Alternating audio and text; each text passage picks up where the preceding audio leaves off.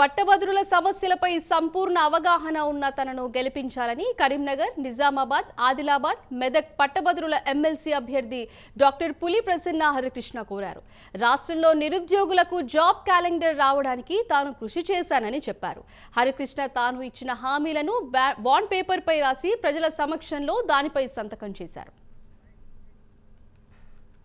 గురించి 100 మందిని అడిగితే ఒకరు నెగటివ్ గా చెప్పినా ప్రసన్న హరికృష్ణ ఓడిపోతాడని, కానీ 100కు 100 ఒకరు కూడా నెగటివ్ గా చెప్పలేదు ప్రసన్న హరికృష్ణ గురించి.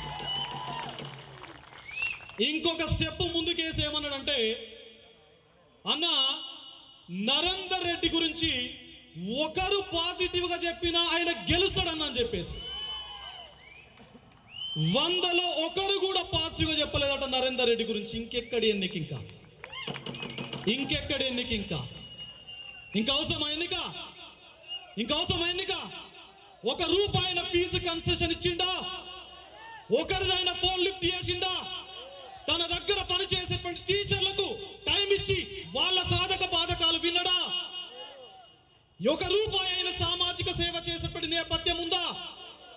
మరి ఎలాంటి సోషలైజేషన్ లేని వ్యక్తి, ఎలాంటి సోషల్ కంట్రిబ్యూషన్ లేనటువంటి వ్యక్తి రాజకీయాల లోపలికి నేను ప్రజాసేవ చేయడం కోసం వస్తున్నా అని చెప్పేసి ఇక్కడ ఫ్లెక్సీలు, హోర్డింగ్లు నేను చూసిన.